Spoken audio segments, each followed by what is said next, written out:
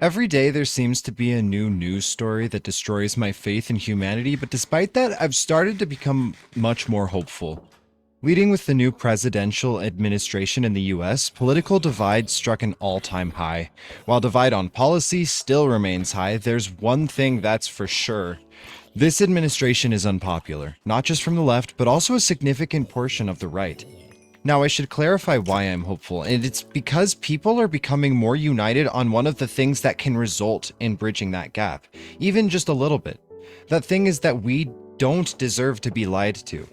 The vast majority of people in America, regardless of their party, strongly believe that we need to get money out of politics.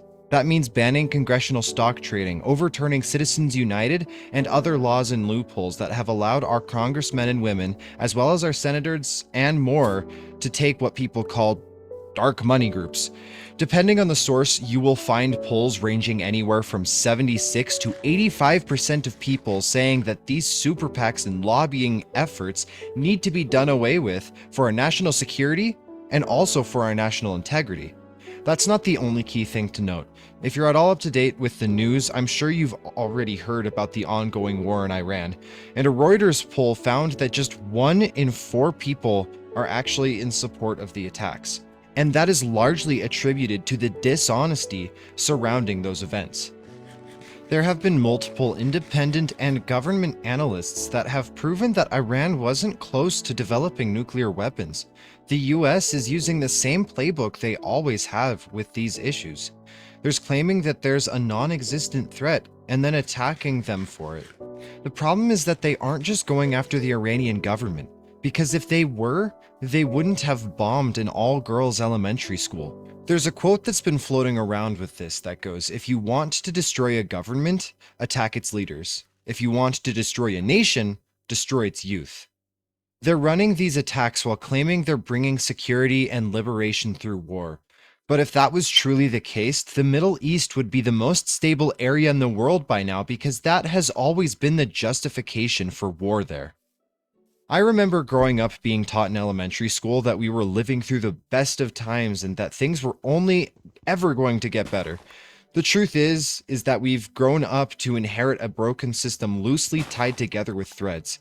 But it doesn't have to be that way. Regardless of who you are or what you believe, we can all work towards a system that allows us all to work together, to communicate, to disagree, and to compromise.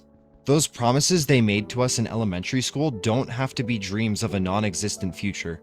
Before judging the person on the opposite side of the political aisle than you, get to know them, get to understand them. If there's one thing I've learned these past couple of years, it's that the easiest way to communicate issues is to communicate it with an understanding that they have a human heart and soul just like you and I. No, not everyone is willing to communicate that way, but that doesn't mean that they should be ignored, and that doesn't mean that they should be attacked for it either.